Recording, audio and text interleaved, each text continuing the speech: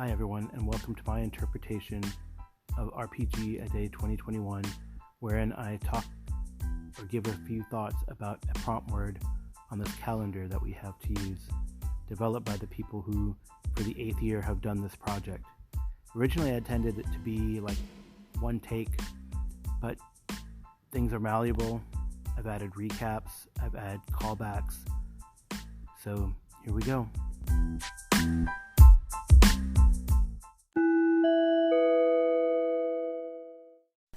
Hey Carl, awesome episode on simplicity.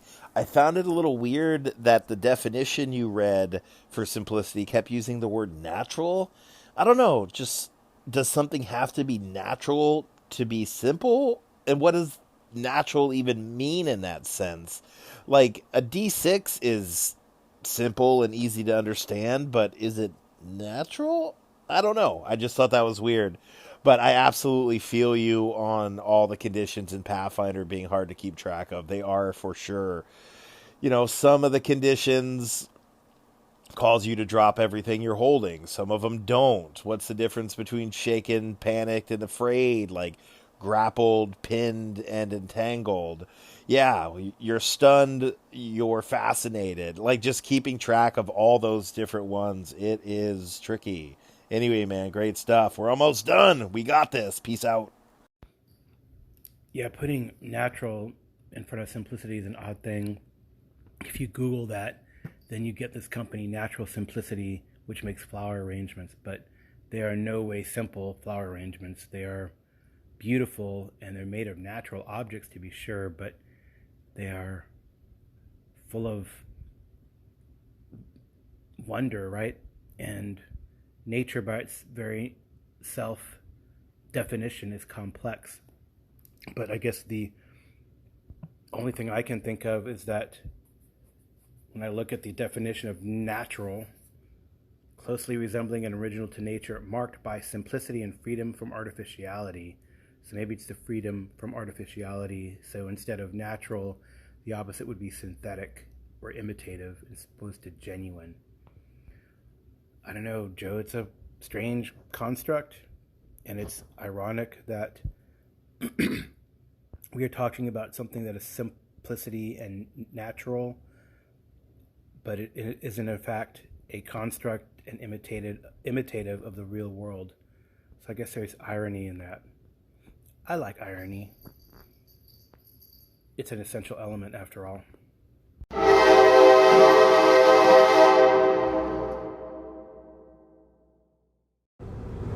Hey Carl, just driving here, running my errand, which is why I wasn't able to play 12v12 with you today. I'm sorry. Looks like I might get back in time for Arlen's One Ring game. I hope so. Simplicity. I would say all the games you listed are in the medium simplicity range. Maybe Warhammer pushes to a little bit heavier. But when I think of simple games, and I know you only talked about games you ran, so you know, I wouldn't expect you just to list a bunch of games off. But when I think of simple games, what comes to mind are Lasers and Feelings, Troika, Maze Rats. These are games that are simple games to me. The Black Hack. The Black Hack has some subsystems, but for the most part, the Black Hack is pretty darn simple. Of course, Cthulhu Dark. I guess the other question about simplicity, and you talked about this a little bit with Twilight 2000, are we considering it from the point of view of running it or playing it? Because that's very different. Also, are we considering it as far as prep before the game or in-game play? Because that's also very important. And so an example of heavy prep, very front-loaded system that runs easy in play would be something like Mutants and Masterminds 3rd Edition. Right? Because during the game, all you're doing is rolling a d20 modifiers. As a player, I haven't run it. Arlen will have to call in and talk about running it, unless you've run Mutants and Masterminds 3rd Edition, you may have. So you could talk about the GM side. But that seems to me like a simple game from the player's point of view. As Joe Richter said over in Hindsightless today, simplicity can be overrated, though.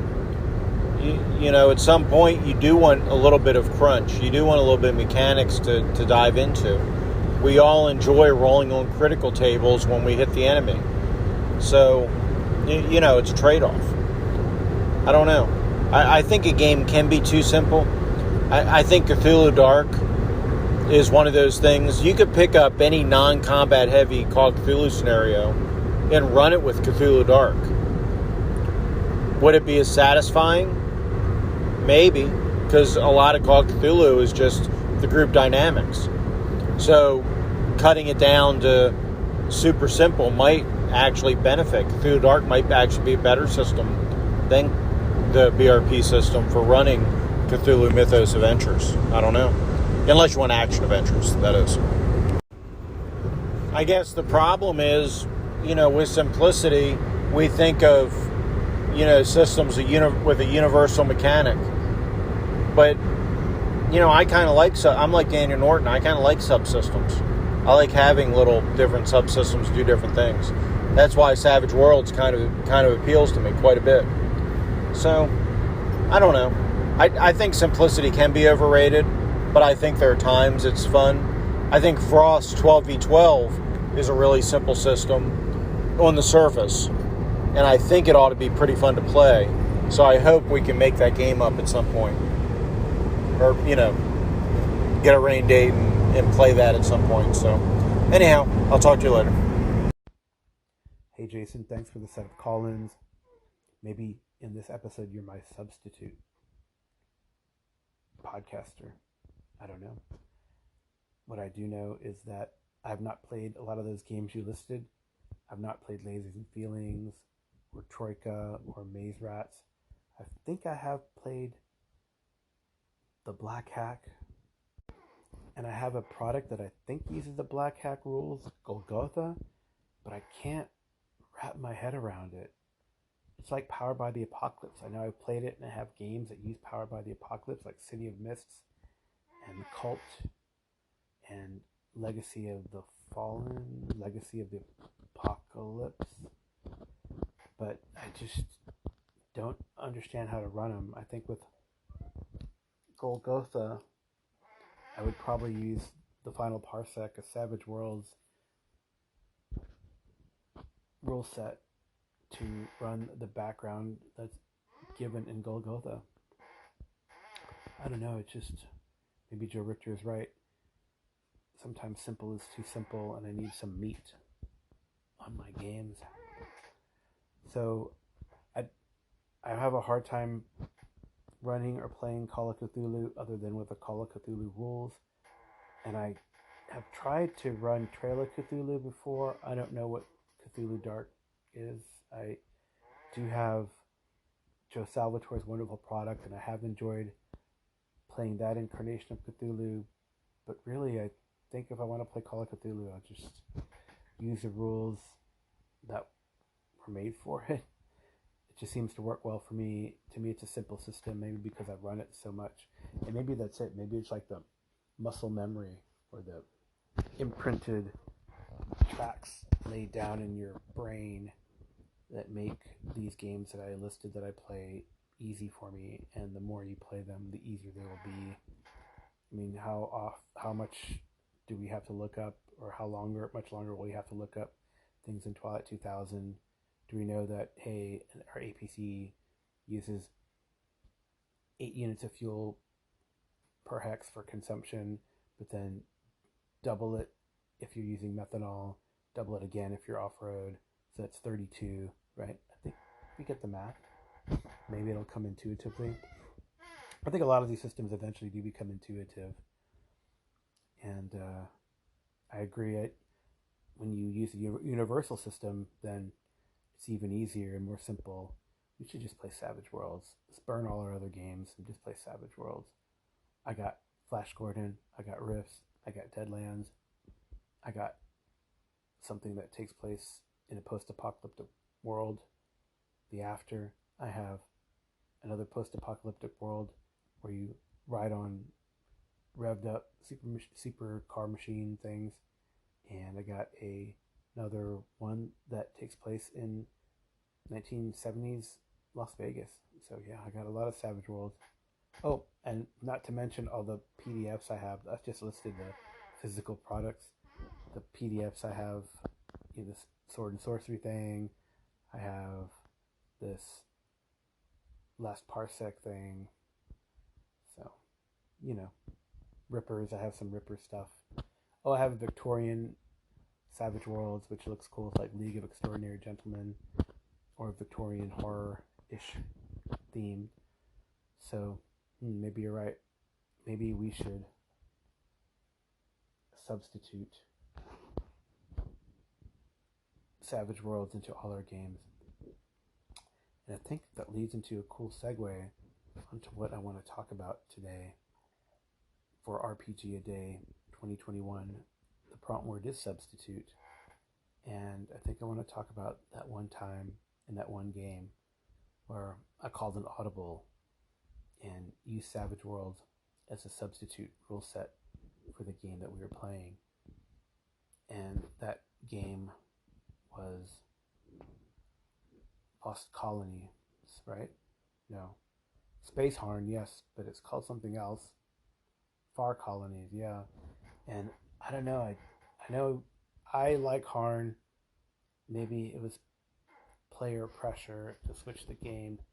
People feel that the Harn Master rules don't equate well into space and generally don't like the Harn Master rules. But I was listening to another podcast the other day talking about how it's cool in their combat if they decided to X, Y, or Z, but they don't want it too much bogged down in a set of different die rolls. And I think Harn Master does it. Anyway, the story is that we did substitute a rule set for that game kind of midway through, and I decided to reimagine all the characters using the Savage Worlds rules for space. And they have several books, and they have the Final Parsec, which is its own setting. They do have sort of space rules for Savage Worlds, and I think it worked pretty well. The last few sessions that we used it, I think I did one session with Space Harn and 2 sessions with Savage Worlds. I thought they worked really well.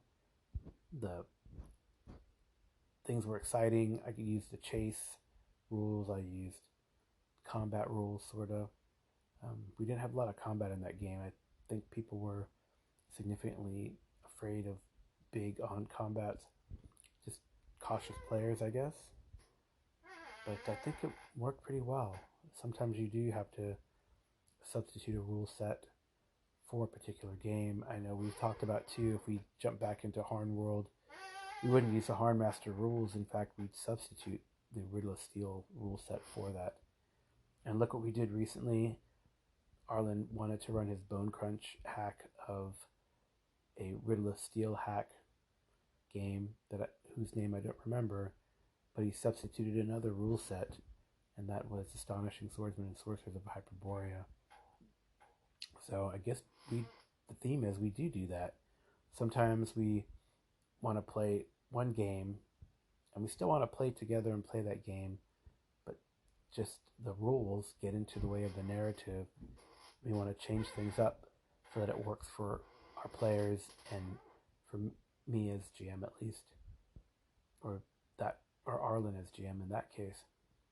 So, I don't know. What else can I talk about with substitute? Have I done that again and before? I think the second part of my substitute prompt word talk for RPG A Day 2021 will be when I did substitute a rule set, how it did not work. And I can think of 2 instances where we did that. More recently, I tried to run the Castle White Rock campaign that was created by DCC back for 3.5, and I tried to use the Pathfinder 2 rules. And so combat works as combat works. You can always throw in monsters for the new rule set from the old that are listed in the old rule set. But where the issue came, it became a bogged issue, was magic. Magic is done differently in Pathfinder 2. It's more modular and customizable, so that the GM is not always having to like go, oh man, I'm rolling up all this treasure and this magic, and no one ever uses it. It just accumulates in your golf bag. And Pathfinder 2 tried to do that with a more customizable system that you can pull out magic and reformat it to fit your character, like pull out an enchantment from one weapon and throw it into another. And the magic items that were in the 3.5 product of the Castle Whiterot game just did not exist anymore in Pathfinder 2. So, and the conversion wasn't, or the switch wasn't super intuitive. It's like this type of magic item really wasn't necessary because if you have X. And it, in a way, it's frustrating as a GM, honestly, being corrected constantly by players when they say, well, that doesn't work that way, and how do we do this? And so I just eventually just said, get frustrated, not enthusiastic for the game. That translates to the players not being enthusiastic about the game, and the game crashes. The other time when I tried to substitute a rule set for an existing adventure was when I tried to use D&D 5e to run a Pathfinder 1 adventure. And what I tried to do was run the Strange Aeon's Adventure Path using D&D 5e rules. And the first adventure worked well enough in search of sanity, where the characters wake up in an asylum, their memories are missing. That was okay. So maybe low-level play, it seemed to work, but the higher level we got, the harder it got for the players. There was several player sort of deaths, and they had to be brought back by GM Fiat. But like the second one, the Thrushmore Terror, it was, and maybe it's just the way that the Pathfinder adventures are designed. It's different than the way that the D&D 5e adventures are designed. I think there's just, at least in the Pathfinder adventures, Thrushmore Terror, at least there was an instance where, in effect, you can pull the whole dungeon, and that doesn't seem to happen or occur in D&D 5e design for whatever reason. I think 4e was the same way. Every encounter is by itself, and Pathfinder design tends to be more cohesive, ecological, making sense. But the players pulled the whole dungeon, and it just didn't go well.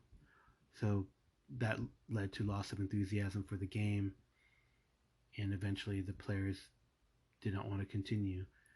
So that substitute did not work. I guess the conclusion is you really have to pick and choose and be careful, and maybe do a full-out conversion instead of a conversion on the fly, or conversion as you go, and research those foibles that prevent a very smooth substitution. There you go. Substitute. Yes, we do have our favorite rule sets. We want to implement them for a certain type of game or adventure that is not built for that game. And sometimes it works, sometimes it doesn't. Thanks for listening, and I'll talk to you soon.